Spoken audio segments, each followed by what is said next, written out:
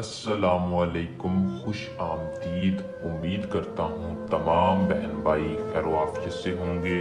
सैयद अली हैदर शाह आपके अपने आमिल, जो के नाम है इत्माद का, जो लोग जानते हैं वो मानते हैं।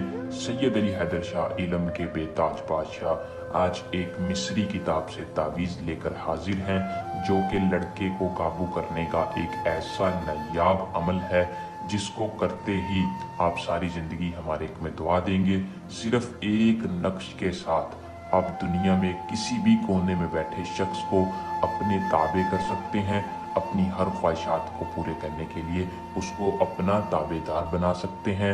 अमल को किस तरह करना है, इसमें कामयाबी कैसे हासिल करनी है, मुकम्मल डिटेल आपको आज की इस वीडियो में बताऊंगा। हम जो कहते हैं वो करके दिखाते हैं।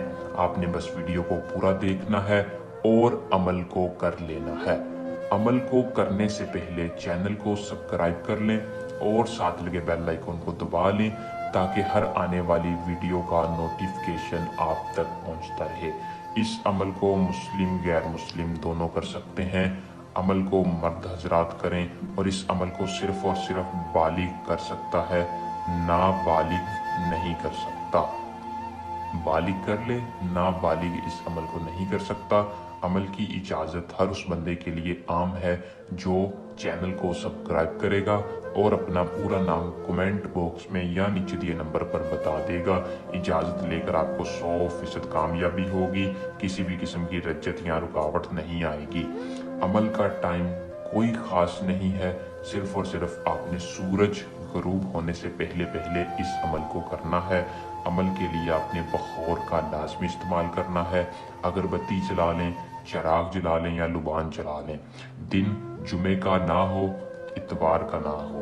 इतवार और जुमे का दिन ना हो, बाकी किसी भी दिन आप इस अमल को कर सकते हैं।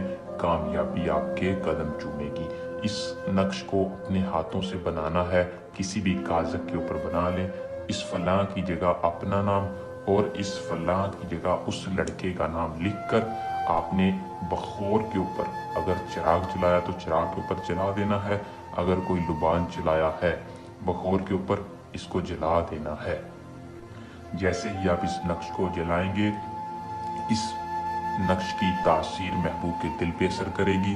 वो खुद आपसे राब्ता करने के लिए इजहार करेगा, खुद आपकी हर बात मानेगा और आपको हर मसले का हल देगा। अमल को करें, इसमें कामयाबी हासिल करें। जल्द एक आसान अमल के साथ आपकी खिदमत में दोबारा हाजिर होंगे। अल्लाह ने